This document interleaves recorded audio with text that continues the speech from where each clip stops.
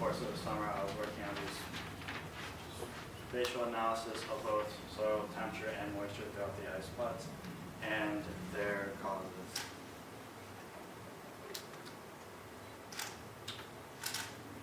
So also just to get things going, I would like to make a few acknowledgments here, especially to John Campbell for also having my timesheets signed off on. And now to go through the agenda of this presentation. First I'll go with why it matters, moving on to the background of the experiment, hypotheses, and then the results for the temporal and spatial analysis, moving on to the discussion, having some closing thoughts, and having the floor opened up for any questions. So first, why it matters, both soil temperature and moisture are major drivers for a host of biogeochemical processes which affect the forest health and the forest efficiency, and with both the frequency and intensity of these storms predicted to increase in the near future, it is important that we see the effects that they will have. So moving on to the background of the experiment. The experiment has a total of 10 plots in 2 blocks with a total of 5 also treatment levels, 1 control, 1 for a low, which is approximately a 1/4 inch icing, 2 for mediums, both approximately a 1/2 inch of icing, 1 of the mediums retrieving a treatment 2 years in a row, and a high treatment receiving approximately 3/4 of an inch of icing, with a total of 10 20 by 30 meter plots, all with a inner plot of 10 by 20 meters where the treatments have been focused on. So these are my hypotheses. The first one is that soil temperature will increase. On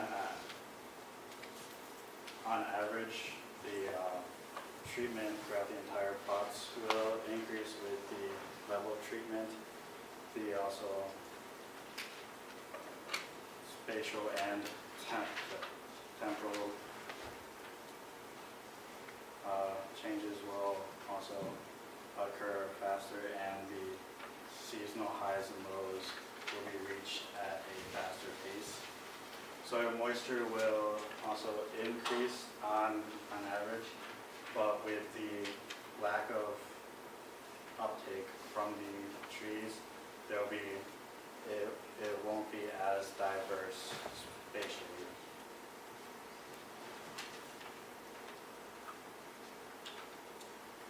So now moving on to temporal versus the methods. So we have sensors at 10 and 30 centimeter depths, and a total of 2 for each. So we have a total of 12 sensors in each plot in the corresponding subplots marked in red.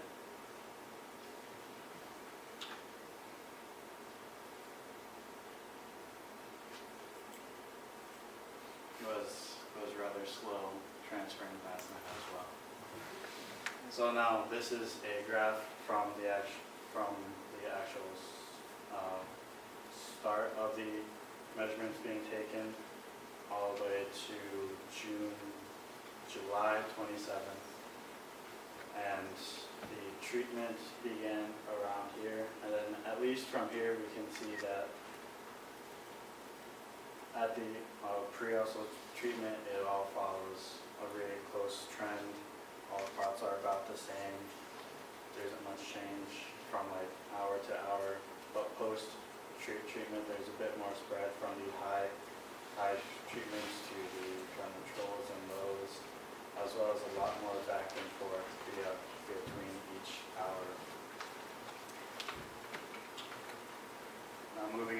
30 centimeter depths. We can see is that from the pre-ISE treatment to the post, it's about the same, where they're going all along the same plot line, which I would assume would be the case at least for now, as the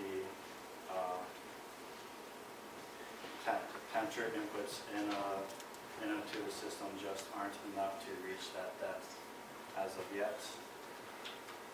And from here we can see a average temperature on July 7th, where we can see exactly what we would expect, where the kind of troughs and lows are plateaued about the same, spikes up to the mediums, reaches a plateau again, and then spikes up to the high.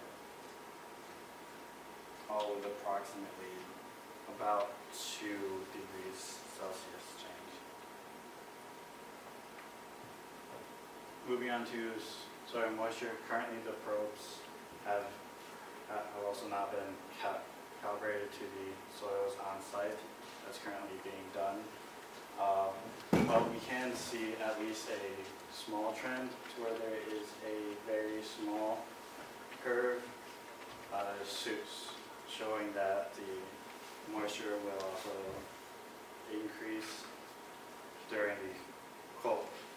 the winter months and drop down a bit during the summer months, except for just this little bit here, where it kind of spikes back up and it's kind of plateauing at the 10 centimeter depths. Moving on to 30. It's the same thing with the temperatures, to where I just don't believe that we will see the inputs reach this depth as of yet. But we still see that same general trend, where there's a slight curve and kind of a spike back up, leading to a little bit of a plateau. Spatial analysis now.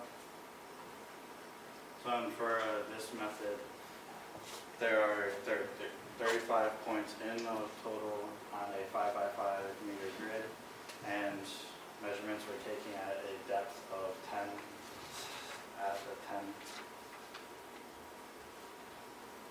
centimeters over three also conditions as seen here: dry, wet, and average.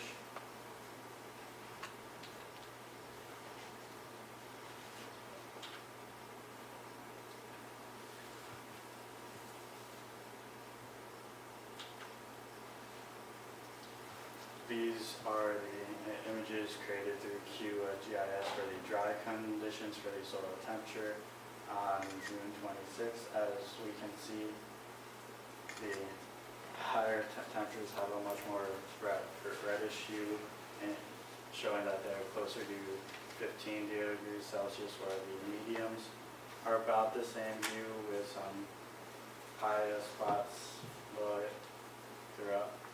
seen throughout, followed by the lows and the controls around a similar, more purplish hue, with contours occurring every 0.1 degrees Celsius. This is the average temperatures of all the points taken throughout that day. So we can see, at least from the lows up to the high, that same trend as seen from the first bar chart shown for July 7th, except for the controls, which I just believe might be some bad data or just an outlier day. Moving on to onto July 24th, the actual scale has changed from 10 to 17, which is showing why these have a much more purple tone to them. But even from here, we can see that the highs have more of a reddish purple. The mediums are more a middle, while the lows and control are more of a bluish purple hue, again with contours occurring every 0.1 degrees Celsius. And then this is from that same day, to where it's a much cleaner trend without the outlier occurring on it, and also the control plots. And though it doesn't seem that there's much of a change, there's still that small trend of a plateau, a bit of a spike up, plateauing again, and then the final spike occurring for the high treated plots. Going on to soil moisture. So the handheld probe also needs a